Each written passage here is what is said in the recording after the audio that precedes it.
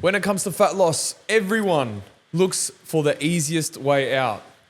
Those fat shakes, those extra peptides that you want to take, or the latest craze is Manjaro or Ozempic. Now, it's a big hot topic, especially in the health and fitness industry. And today I've got two lovely guests with me, who you probably already know. Brendon and Seb are with me today. And we're going to go through whether you are taking the easy way out or not. And if you are, well, we're here to change that. Change your perception on the easy way. There doesn't need to be that quick, that easy. It needs to be a journey. Don't you guys agree? I agree. Yep. Why? Why does He's a it good host, this guy. Why does the journey need to be enjoyable? Why do you need to see it all the way through? Why can't it, some people ask those questions. Why can't I just do it in like 10 weeks? I can lose 10 kilos in 10 weeks, can't I? 8 weeks. 8 weeks. We can lose 16 kilos in 8 weeks. Why? Why do people want that easy way out? Because they're sick of feeling like shit. Okay. And they're sick of waking up and looking at themselves in the mirror and being like, I don't like the fact that I'm still fat. Or vice versa. I don't like the fact that I'm still skinny. Yes. There's the two ends of the spectrum there, right? Yeah. You can put Well, there's let's just muscle. say they don't like the way they look. Yeah, Yeah. let's just say it's an But appearance. I'll tell you what, especially with the overweight demographic, Yep. they're used to getting things very quick. Being able to find a movie at the click of a button. Being able to have the food delivered to their doorstep. So they want their weight loss done as quick as possible. Just like that Instagram mirror that you can just swipe through. Now, let me ask you this question. How many diets have you gone through? Calorie deficits, keto, carnivore, all those diets, right? And there's never really an approach that excites someone when it comes to those diets. Now, do you think it's because they just failed or they didn't go all the way through and see it all the way out? Or is it because it's actually not enjoyable? They're inherently unenjoyable. Yeah, Is but it- every diet works. True. All those diets work in their own way. But they right? drop off because it doesn't work in the long term. So Oh, they can. They can. Look, let me give my own personal experience, right? At uni, I was like a massive nerd when it came to nutrition and diets and everything. So when we started learning about all the different types of diets, I brought it upon myself to try them out on myself. So Right. I did intermittent fasting, I did 5-2, I did keto, I did... Which other ones did I do? Chicken, broccoli, rice. Oh, I tried the bodybuilding diet for a while as well. Now, all of them worked in their own way, but the reason why they're unsuccessful for most people is because they don't see them out for a long enough period of time to get the result from it. Because they're not enjoyable, they're not actually part of their lifestyle, and you can't actually sustain it as part of a normal lifestyle long term unless you make it part of your lifestyle. Okay, but when I go on social media, the first thing I see is you have to stick to a diet. It has to be repetitive. It has to be boring in order for you to get the results that you want to get. I Is disagree. that right? disagree. No. Highly disagree with that one. All of my clients, especially the ones that have made the best result in the quickest periods of time, have had some level of enjoyability in their diet, whether that be a meal that mimics something like pasta or pizza or something they like, or just incorporating a bad snack in there. But it's only 200 calories of a bad snack, so it doesn't send them completely overboard. That's the type of diets that I've personally seen work, and I think the rest of yous have as well. Yep. Our niche. Gotta appeal to our Oh, yes. Okay. So, to appeal to the niche...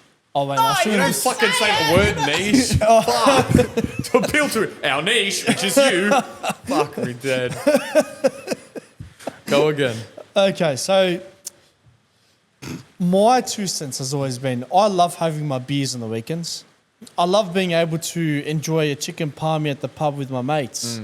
Now, what do? I make sure that those foods or those days that I know I'm going to be doing those things, I plan for them ahead. Okay. So that could be making sure that I eat a little bit less a few days leading up to those nights out, or I eat a little bit less the days after. But the Okay. way I achieve this is through tracking my calories. To me, tracking your calories is a foolproof method. There's numbers and calculators and data to show that it's been working for the longest time ever. Yep. And to me, I realized that if I track it, then I can still enjoy myself and have all the foods that I like. I think a lot of people fall into that cycle of starting calorie counting. They get into that, then they go, oh, it's too hard. I'm just going to start fasting in the morning. Then when they finish fasting or they don't like the fact that they're fasting, they go into something like keto. Then they go and buy the next Instagram pages, free meal plan that they start. After that, they go into a low carb diet because they watched 1 or 2 videos that told them that low carb diet's the best diet to lose fat. And then they forget about protein. So then they go into the topic of protein shakes. And then they're back at square one, which is calorie counting again. Do you feel like that's a common cycle with most people that see this stuff on social media? It is. And you know what? Calorie counting is not fucking hard at all.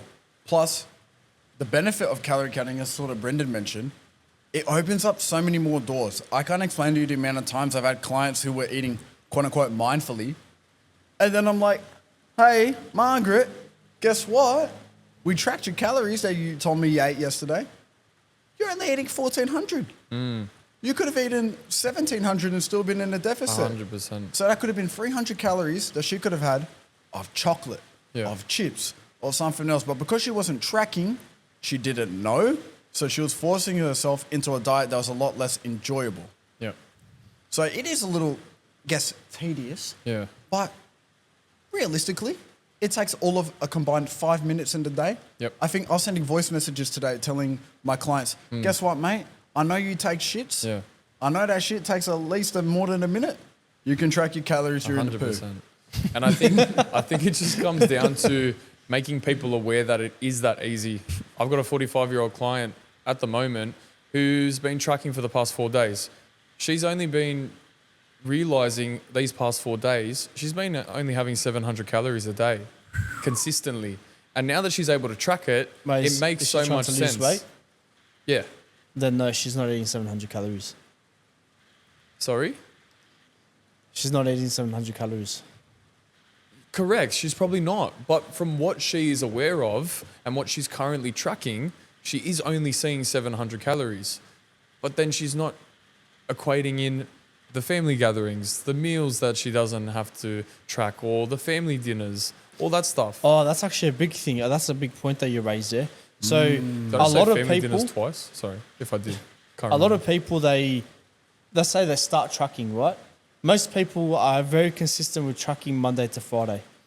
And then they start tracking, they're like, oh, you know what? I'm actually in a very big deficit. 700 calories for this person. Let's say 1,400 calories for someone else. But then when it comes to the weekend, when they decide that they've got too much time, they don't have enough time to track their calories, they end up hitting like 3,000-4,000 without realizing, because their body is like starving itself Monday to Friday. It kind of just grabs onto everything and wants to overeat. I'm going to be honest, I'm going to double myself here. The other night, I went over my deficit. Seb, how dare you? You're joking. I know. How dare You're you? supposed to be a PT, man. I came home and my dad had cooked chicken wings, Oh, like KFC wicked wings almost, on the kitchen table, and volcano sushi. I said, fuck it. dangerous. I'm going to eat it. But I still tracked it because, I want the data to be correct. I don't want my calorie tracking app to be like, whoa, you've been doing so well. Like, no, I haven't. I'm going to be honest with you. No, I haven't. Yeah. But all I did was this. I'm good now. Yeah, that was enough for me. That was 700 calories, that. Two wings and 4 little pieces of sushi, that was 700 calories. So look, we're not trying to push you into a corner of just tracking calories. We just want you to know that. No, we are. We just want you to know to be mindful of what you're eating. No, we are. Now, being mindful is not enough. Sometimes it comes down to just being aware of what you're eating first and then falling into the habit of calorie counting if you do have a specific goal. I would Yes. count. Can you agree with that? No, I would actually say do the opposite.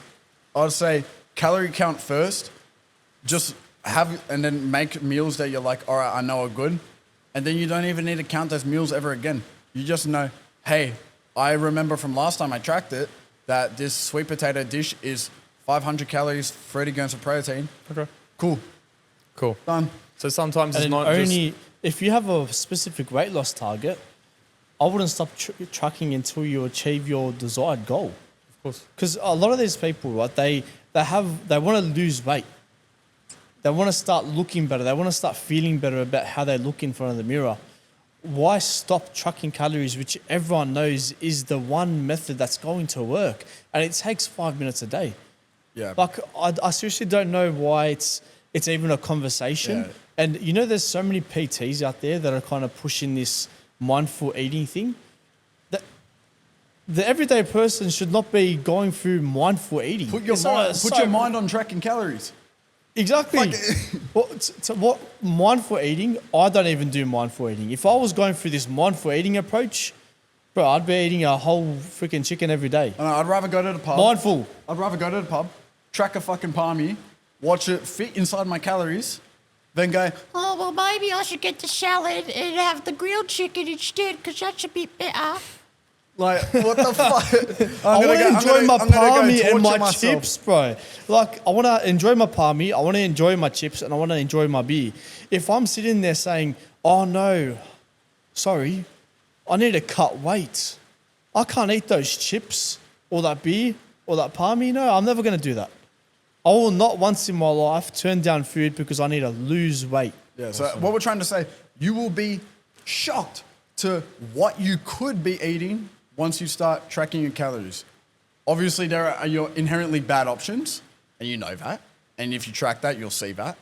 But there are also options that you think are bad upstairs that realistically, when you see it on a piece of paper, you're like, oh, it's not that bad. For example, double zinger burger, no mayo. Right? If I gave somebody a zinger burger and said, here, eat this, you're going to lose fat, they'd be like, no, I'm going to get the fucking apple slices. Right, a burger's 500 calories, like 50 grams of protein. That's better than My Muscle Chef. And I bet that mindful bloke would have gone to Coles and got into My Muscle Chef. Yeah. Guarantee. I'd rather have a zinger burger, to be honest. Yeah. Same here, mate. Well, there you Respect. go. Ladies and gents, Waffle Central right here, yes? What I did hear, though, is the argument against calorie tracking is there are people that get obsessive. Okay, I'm with sorry to cut you tracking. off, but that's a whole nother topic. Okay. Do you want to just keep talking about nutrition, change the whole topic? No. Go I'm on. serious, No, we no, can. Ask questions. No, ask if you want to, we can, because that's a but you very started- important topic you as started well. You started the podcast already with the question. I can as- change it. No, you can't. Why? Go. Just continue on asking your Put that questions. part at the You're end. not asking us enough questions. That's why we're Because you keep waffling on. fucking talking, and every time it goes quiet, I go to talk, and you go, wait a minute, I've got something to say about nutrition. So shut up. Fucking, you're not giving us any questions. heard that fucking impression before. Now let's go into the people that say they've lost motivation. So then they take that easy route and they go down the Ozempic path, or they go down another path Peptides. of diets, correct. So for those people, why are they expecting motivation to last forever? And this is something that we talk with our clients all the time. I'm not motivated today. You know, the accountability of a coach is good because it gets them here, but then they're not motivated to train, or they don't have that extra bit of buzz. Why? Why are people expecting motivation to last forever? They're not enjoying the process. They don't have a strong enough reason why. They don't have targets. They don't have dates.